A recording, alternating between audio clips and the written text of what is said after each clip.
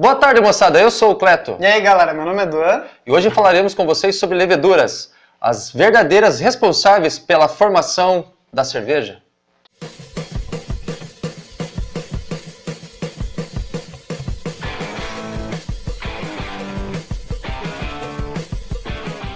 Até o século XIX, a fermentação era uma coisa totalmente desconhecida. Presumia-se que era um fenômeno mágico. A dona de casa, quando fazia cerveja em casa, ela acreditava que era um fenômeno mágico, que aquela fermentação, que aquele açúcar produzido dentro de uma panela, se transformava em cerveja, um produto um pouco mais alcoólico. A partir de 1600, Leeuwenhoek, depois passou por Lavoisier, Gay-Lussac e Louis Pasteur, eles pesquisaram e determinaram que a fermentação era um processo bioquímico provocado pela levedura. Assim, até hoje, com o conhecimento deles, produzimos a cerveja. Os fermentos ou levedos, eles são fungos, e esses fungos são organismos unicelulares, né? Então eles só têm uma célula. E eles obtêm a sua forma de energia, eles obtêm a sua comida sob duas principais formas. A forma aeróbia, que é utilizando o oxigênio, e a forma anaeróbia, que é sem a utilização de oxigênio. Então é através do processo de fermentação. Isso mudou profundamente a história sobre a cerveja. Por quê? As fábricas, as indústrias que começaram a olhar com outros olhos em cima da levedura, começaram a pensar, porra, agora eu vou começar a ganhar uma grana diferente. O que eles fizeram? Começaram a captar em certos lugares, enfim, inocular leveduras e treiná-las elas, ou como a gente pode dizer, domesticá-las para um perfil desejado para cada estilo de cerveja. Assim, hoje nós temos vários tipos de leveduras e vários estilos de cervejas provocados pelaquela levedura produzida por uma indústria. A fermentação ela ocorre tanto pela ação das bactérias quanto pela ação das leveduras. As bactérias elas têm uma característica de azedar, então elas azedam o leite, azedam o vinho e, consequentemente, azedam a cerveja. Já as leveduras elas têm como principal objetivo produzir gás carbônico e álcool, né? E os levedos responsáveis por essa fermentação são do gênero Saccharomyces.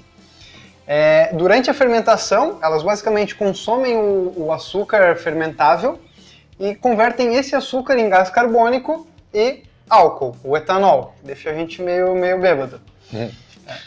E embora existam mais de 1000 espécies de leveduras, apenas algumas poucas, bem específicas, são utilizadas na fabricação de cerveja. Não são todas as espécies que é possível fazer cerveja com elas.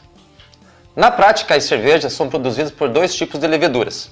A Saccharomyces cerevisiae, que é a levedura ale.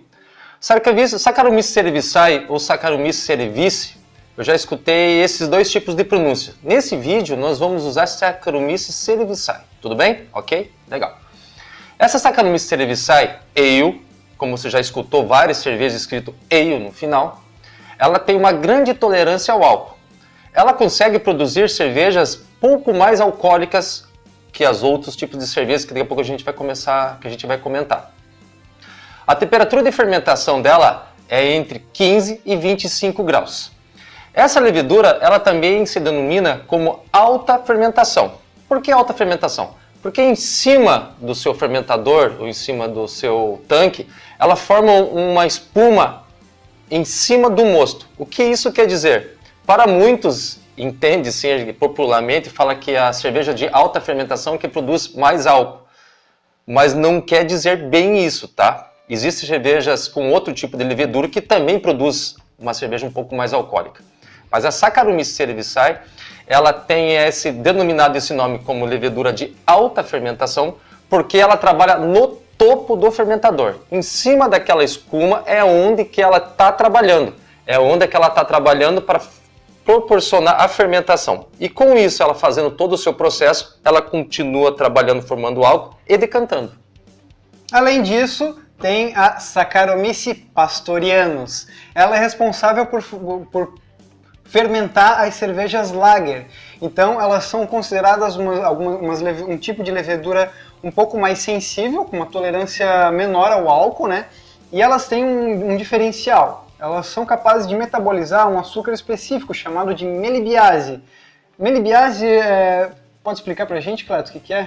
É uma cadeia de 2 açúcares entre a glicose e a galactose. É um blend de açúcares, né? Então, essa levedura lager, ela se ativa em temperaturas mais baixas, ali entre 9 e 15 graus, né? E o seu processo fermentativo, ele acontece um pouco em camadas mais abaixo do líquido, né, do sistema. Então, por isso ela é considerada uma levedura de baixa fermentação, né? Ela trabalha embaixo do seu fermentador, do seu tanque. Além de fermentar de maneira um pouco mais lenta do que as ales também, né? E produzir aromas mais neutros, não tão esterificados quanto as ales. Outras leveduras também que realizam fermentação. Vamos citar aqui a Brettanomyces, que é uma levedura selvagem, que caracteriza outras cervejas de leveduras selvagens também. Citamos aqui as lambics, que são cervejas de fermentação selvagem, que por sinal a gente já tomou várias assim, pô, cara, o sabor é único. São experiências, né? São experiências que a gente acaba comprando, tomando, né?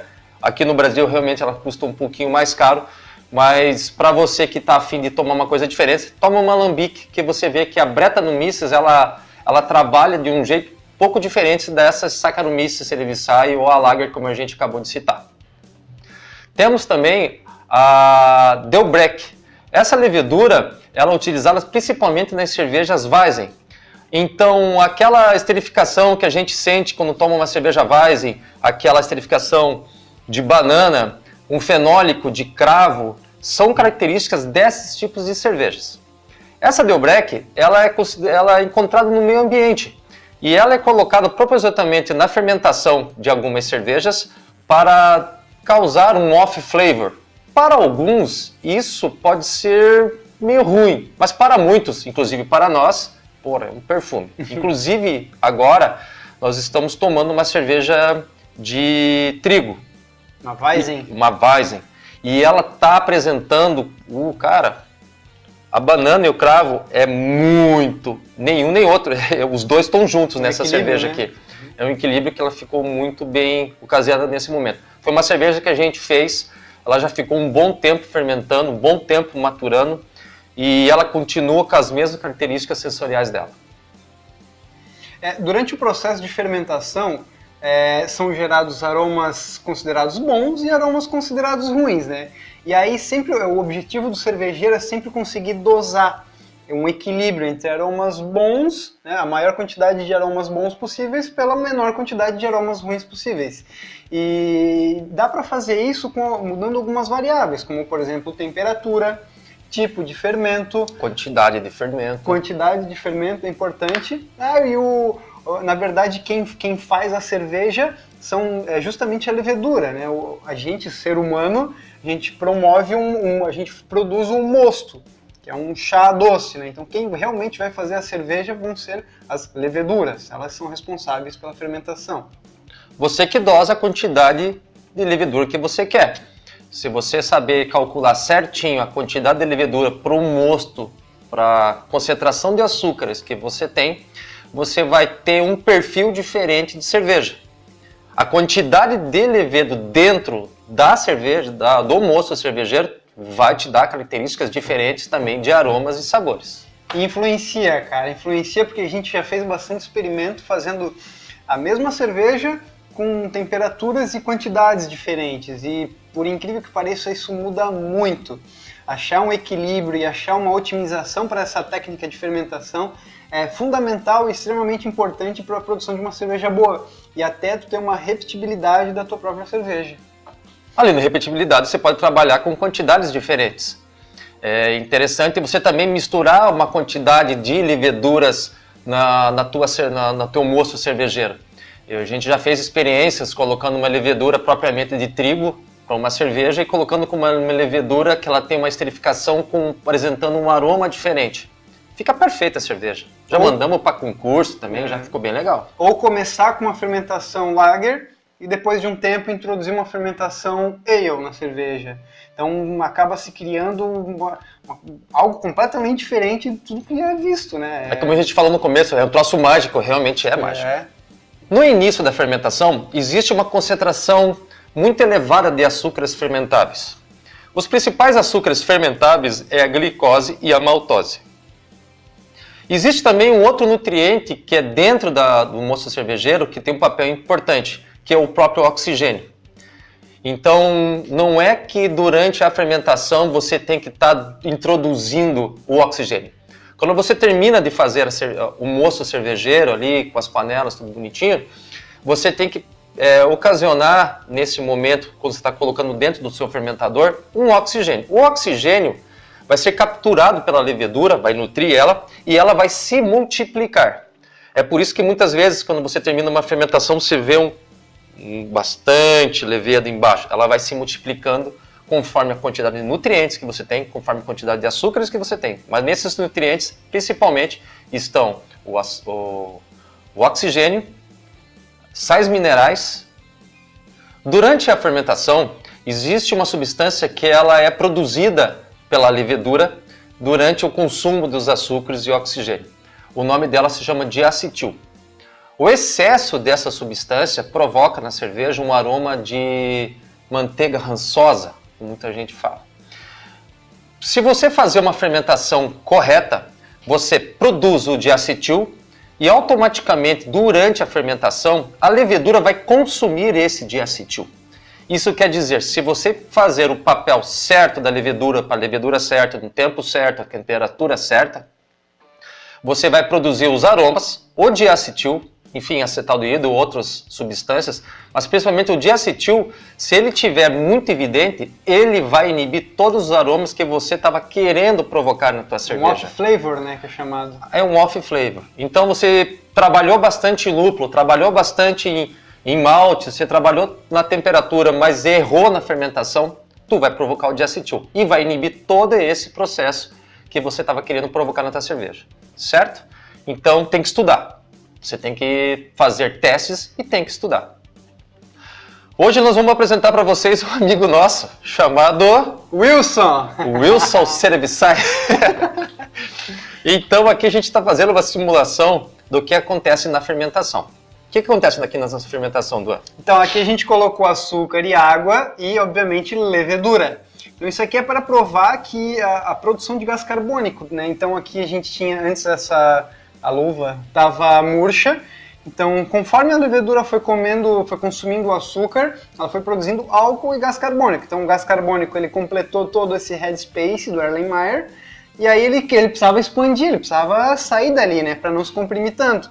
Então ele começou a encher essa luva. Então provavelmente aqui deve ter alguma quantidade, alguma concentração de álcool produzida e sendo produzida, né? É porque a luvinha ela vai enchendo. Característica dessa cerveja, desse mosto aqui, Saccharomyces cerevisiae. Observem que tem uma espuma por cima dela. Então ela está trabalhando em alta fermentação, acima... Lembra que a gente falou que cerevisiae era um fermento que fermentava em altas temperaturas, né? Cervejas ales. Isso. E trabalha em cima do teu tanque. Compreendido? Então isso daí, moçada. Mas antes disso, nós queremos, como somos uns caras, né, sempre agradecidos do que fazemos e os amigos que nós temos, nós queremos agradecer aí a galera da Flanders, mandou o boné aí pra gente. E nós vamos show de bola aí, Elivelton, a turma do Borto ali, o Joelson, o Diogo, o Neto, rapaziada todo, os antigos e os novos. Valeu. Né? Então obrigado aí pela força, obrigado pelo boné e vocês também são os caras 10. Ok? Além disso, no vídeo de lúpulo, o dossiê parte 2, a gente, na verdade eu acabei colocando aqui a hora que eu falei Humulus lúpulos, eu coloquei a legenda aqui, Humulus lúpulos, o lúpulos com a letra maiúscula, o L maiúsculo, onde na verdade esse L deveria ser minúsculo. Então tá aí a correção, né, o nome científico, né, da espécie. Olha aí. Então tá aí, rapaziada. Obrigado pela atenção aí. Até o próximo vídeo. 10.